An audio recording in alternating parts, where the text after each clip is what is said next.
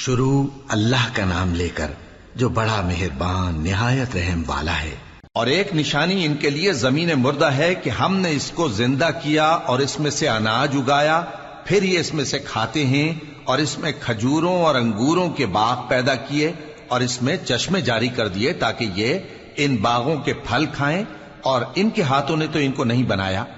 تو پھر کیا یہ شکر نہیں کرتے؟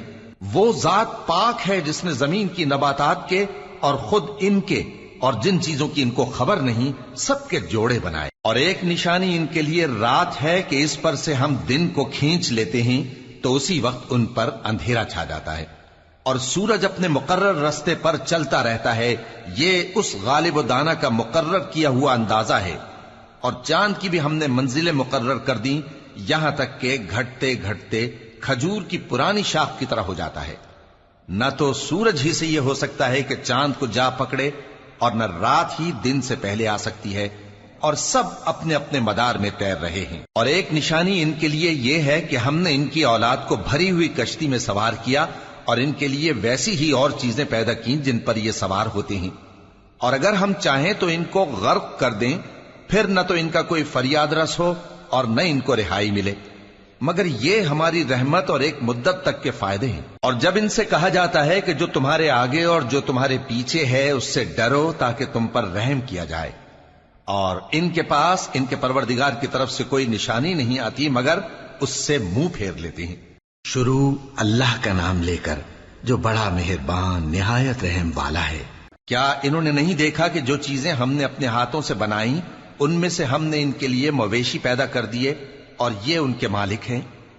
اور ان کو ان کے قابو میں کر دیا تو کوئی تو ان میں سے ان کی سواری ہے اور کسی کو یہ کھاتے ہیں، اور ان میں ان کے لیے اور فائدے اور پینے کی چیزیں ہیں، تو کیا یہ شکر نہیں کرتے؟ اور انہوں نے اللہ کے سوا اور معبود بنا لیے ہیں کہ شاید ان سے ان کو مدد پہنچے، مگر وہ ان کی مدد کی ہرگز طاقت نہیں رکھتے، اور وہ ان کی فوج بنا کر حاضر کیے جائیں گے تو ان کی باتیں تمہیں غمناک نہ کر دیں۔ یہ جو کچھ چھپاتے اور جو کچھ ظاہر کرتے ہیں ہمیں سب معلوم ہے۔ کیا انسان نے نہیں دیکھا کہ ہم نے اس کو نطفے سے پیدا کیا،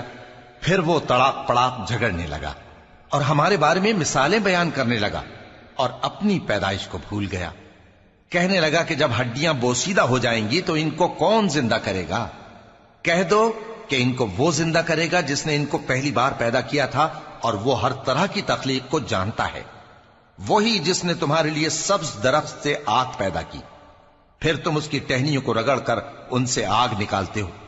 بھلا جس نے آسمانوں اور زمین کو پیدا کیا، کیا وہ اس بات پر قادر نہیں کہ ان کو پھر ویسے ہی پیدا کر دے؟ کیوں نہیں؟ اور وہ تو سب کچھ پیدا کرنے والا کامل علم والا ہے۔ اس کی شان یہ ہے کہ جب وہ کسی چیز کا ارادہ کرتا ہے تو اس سے فرما دیتا ہے کہ ہو جا، تو وہ ہو جاتی ہے۔ وہ ذات پاک ہے جس کے ہاتھ میں ہر چیز کی حکومت ہے، اور اسی کی طرف تم کو لوٹ کر جانا ہے۔ شروع اللہ کا نام لے کر جو بڑا مہربان نہایت رحم والا ہے۔ اور ہم نے قرآن کو سمجھنے کے لیے آسان کر دیا ہے، تو کوئی ہے کہ سوچے سمجھے؟